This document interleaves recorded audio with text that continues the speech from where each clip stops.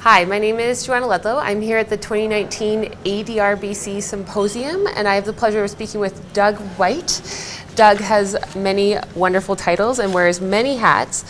He is member and former chief of Sununemo First Nations and director of VIU's Center for Pre-Confederation Treaties and Reconciliation. Welcome to Doug. Thank you. Doug, you had a wonderful keynote speech. Can you kind of talk us through what you were speaking about then? Yeah, I was asked to come and talk to deliver a keynote on the topic of Indigenous and state relations in the province of British Columbia. It's been a remarkable history over well over a century of conflict and seeking to try to resolve issues. And so we're at a particular moment in time where we're shifting out of a mode where the Crown considers itself as the sole decision maker because of court decisions and because of the implementation of the United Nations Declaration of the Rights of Indigenous Peoples and progress being made in mandates, negotiation mandates around those topics, of really, for once and for all, the Crown recognizing that Indigenous peoples have a say, that they have jurisdiction and authority, and that they have a relationship with their territory. The Aboriginal title means something, it's expansive. Because of all of these fundamental changes, we're moving into a fundamentally different relationship. One premise not on consultation, but on a consent paradigm, where Indigenous peoples and the Crown are in a consent relationship together with respect to decision making about major decisions across the landscape of British Columbia. Amazing. Yeah, I really liked what you said too. You spoke a lot about sovereignty and nation-to-nation negotiations. It does sound like you also want to at least encourage those alternative dispute resolution practitioners to take a bigger role in those proceedings. Can you speak a little bit about that aspect? Yes, this is a very important point. We've been stuck in particular modes where Indigenous peoples have been sidelined and where they've sought to make progress through litigation. So over the past 50 years, there's been important litigation that's been unfolding.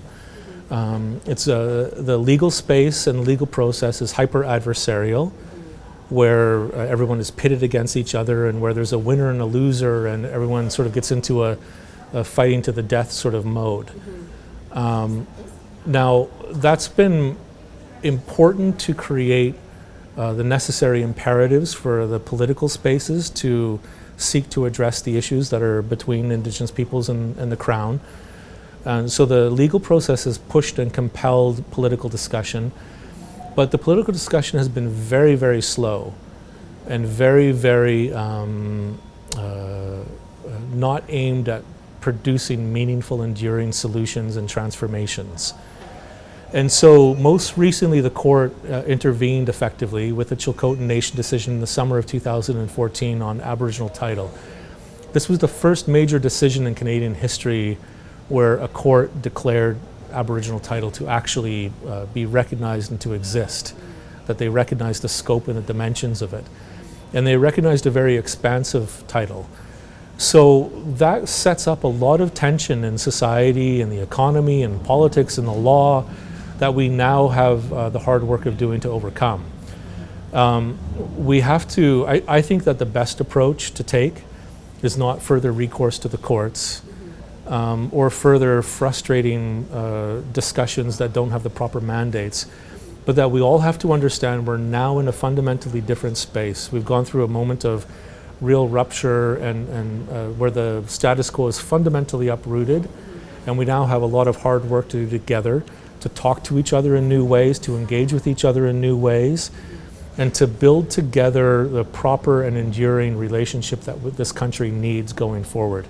And so it will require the expertise and knowledge of people like members of the ADRBC that are experts and practitioners in different ways of addressing conflict or issues that need resolution not in hyper-adversarial ways that the court process has made, or even sometimes the hyper-partisan or the very polarized approaches that sometimes emerge from just political discussions themselves.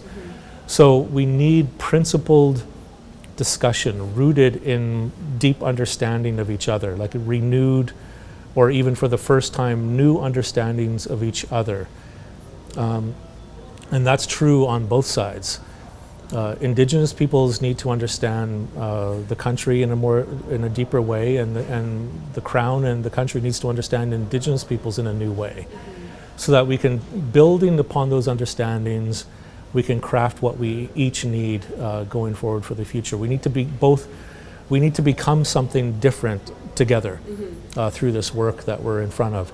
And I do think that it's going to require new and unique and innovative approaches to building those kinds of relations. That's great. Thank you. I really appreciate the thought and work that you've put behind this and that you're sharing it with us. It's really meaningful for us. You had the pleasure of kicking off the symposium. What are you hoping to kind of see develop over the next 2 days? There's lots of great thinkers and speakers here.